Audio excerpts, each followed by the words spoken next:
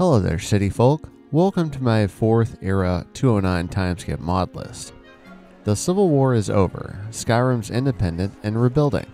With the huge adventurer culture, taxes, and all the imperial wealth that was left here, they're prospering. Hey, if you want to skip directly to the mods, go to...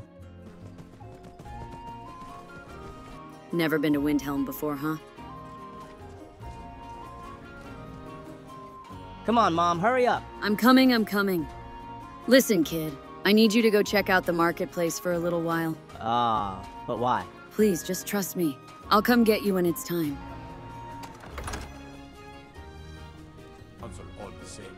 Dastana, how have you been? Feels like... A few years, yeah.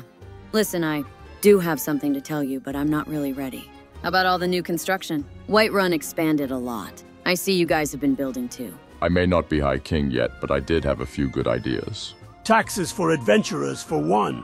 Balgruuf definitely saw more of the wealth than us, but we got our fair share. How about the Grey Quarter? Well, we're working on it. Alright, more about my view on cities. I like them to be lived in, with lots of people appearing to go about their daily business. This might bog down lesser machines, as Skyrim is not optimized at all, so your mileage may vary.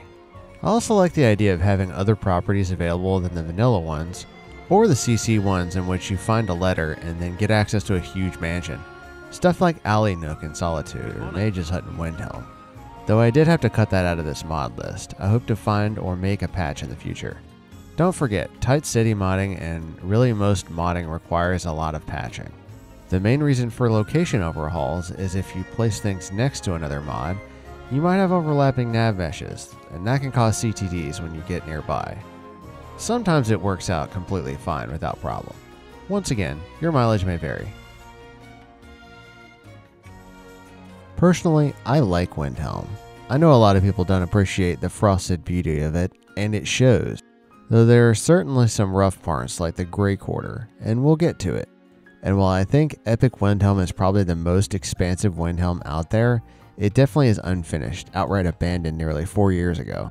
It gives walkways on the walls and a lot of new buildings, which, if you've seen my Whiterun Markarth video, you know I'm all about. But the new locations can't be entered, and there aren't really a lot of NPCs. Unlike that video that had tons of new locations and may not have directly supported an adventurer. Just adds verisimilitude. If there's other stuff going on in the world besides you, then makes it feel like a real world. Anyway, as for what I already had, Capital Windhelm Expansion.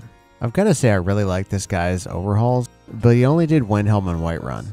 And honestly, I've been running Capital Windhelm so long, I've forgotten what is vanilla and what's Capital Windhelm. It adds to the Grey Quarter, it adds to the dock area quite a lot, and there's a small tavern outside the walls. Just gonna walk around a little bit.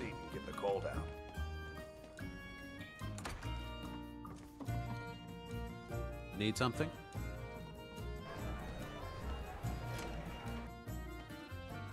And, there's a bunch of quests from this mod. I should do those. They also restored the arena and a bunch of new locations, including new NPCs. And yeah, I know it's old, but I like Windhelm Bridge Overhaul. It adds a little marketplace and some guards. It makes the bridge look generally better. You might also consider Windhelm Bridge Revived, even though I haven't really messed with it yet, because it's compatible with the bridge overhaul with a patch.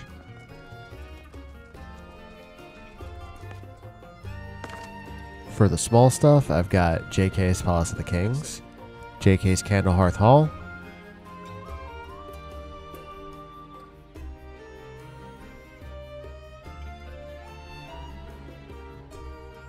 JK's New Nicest Quarter Club, JK's The White Phial, which just improves all those locations, and our self-contained ESL mods. Skyrim Sewers, Northern Bathhouses,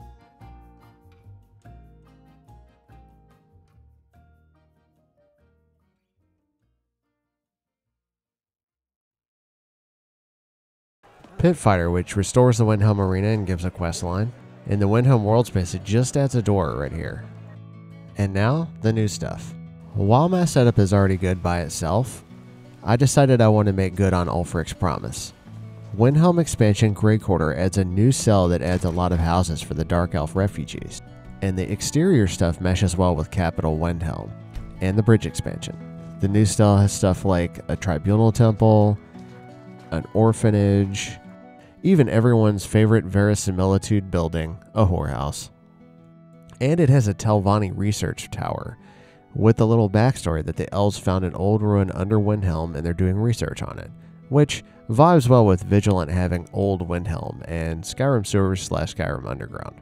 I did have Windhelm exterior altered with patches for the bridge, but it had deleted nav badges, which isn't a problem until another mod references it, which meant when I threw on Grey Quarter, it gave me an instant CTD. And though it's not very lore friendly in vanilla Skyrim, I want to have the citizens of Windhelm grow and improve. Also, I love some of the stuff the expanded Grey Quarter added. Probably the only type of elf I'm actually a fan of, Dark Elves.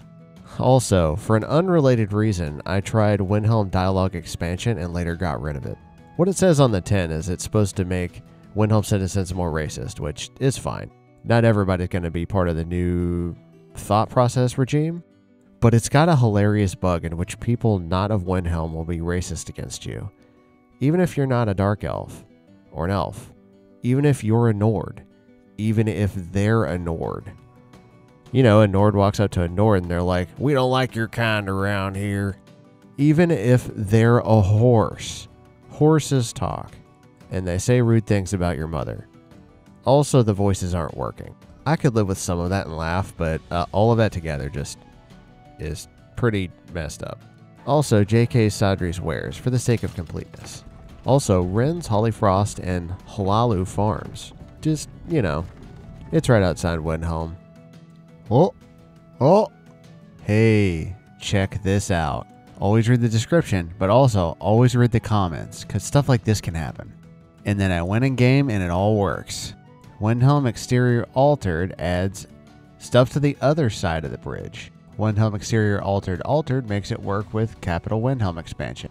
Make sure to grab the fix from the comments. And link in the description. Looks pretty good. And that's it.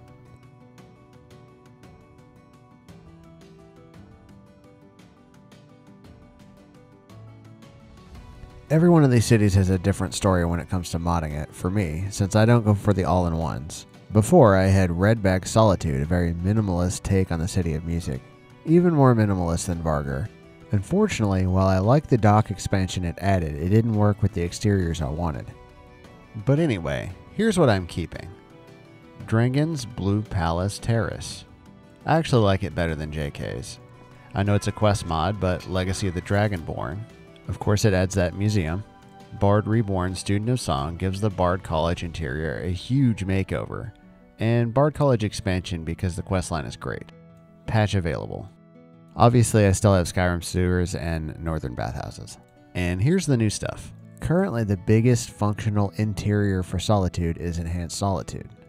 It also has a small add-on that lowers the walls, like Redbag, so I feel like one of the two things I liked about Redbags has been captured. Similar to Ultimate Markarth, Enhanced Solitude adds a bunch of mods from a bunch of different people. So Solitude Reborn, a bunch of shops like Tower of the Wolf, Books of Skyrim, the Divine Octavo, the Rookery, the Imperial Physician, the Golden Hen, the Golden Crossroads, and also adds a new section to the city. Also adding to the docks, in a way that's mostly unobtrusive to the later mods. You might notice I have Blubbos Solitude. It's able to be compacted and ESLified safely, with a patch for Legacy of the Dragonborn. For the Temple of the Divines, I combined Solitude Temple Frescoes and HS Solitude Temple of the Divines. Frescoes adds the fresco behind their little shrines. HS Temple of the Divines does everything else, plus it adds stained glass windows up there. Looks nice.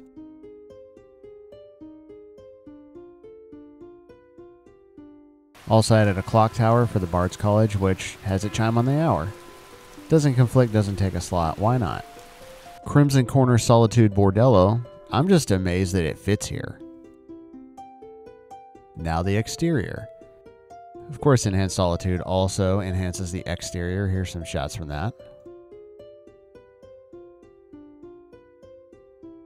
And finally, Solitude Expansion, which adds a district leading up to the Solitude Gates, a cliffside district that meshes well with Enhanced, and more stuff at the docks. The Gates district clips some with Enhanced Solitude, but you can fix that with patches if you feel like it. No CTDs cost.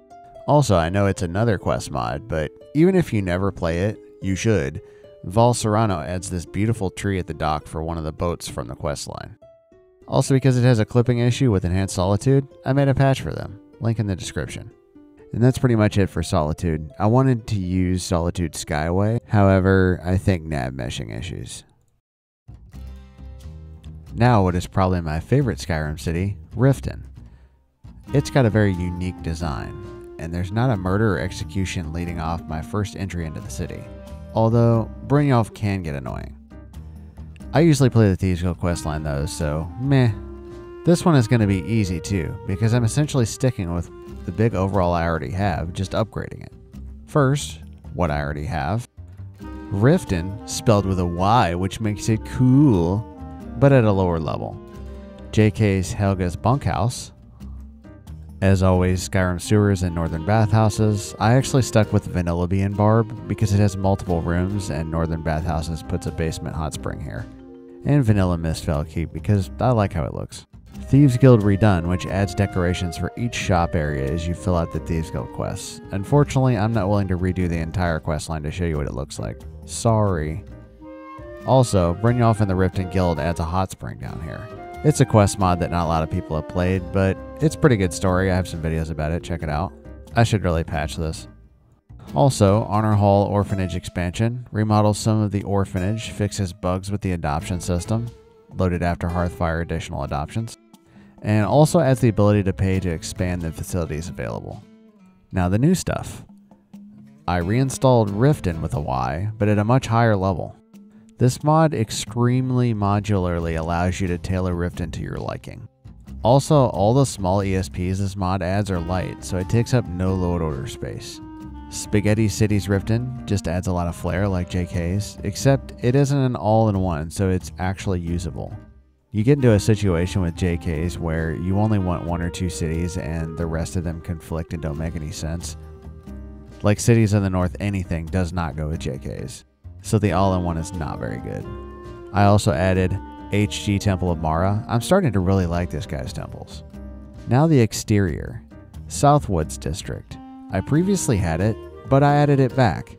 It adds a small town extension to the south end of Riften. And the same mod author did the same thing in the Northern District.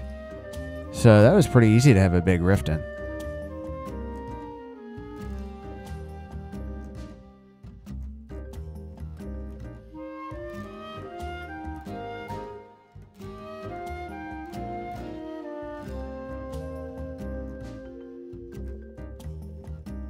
Then finally, because you know I can't help myself with bathhouses and whorehouses for realism's sake, Mara's Embrace, because it's light and— What the hell?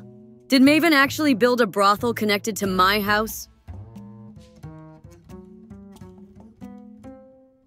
That's not even the only one. There's also one connected to some quests around here. The Rift's Rest, which looks like you could ESLify it. Except the quest mod is separate, so I haven't tried it yet. So anyway, that's Solitude, Windhelm, and Riften. Let me know if you think I should be doing more skits or less skits. Because I feel like it needed something and I had some ideas, but meh, enjoy it for what it is. Happy modding.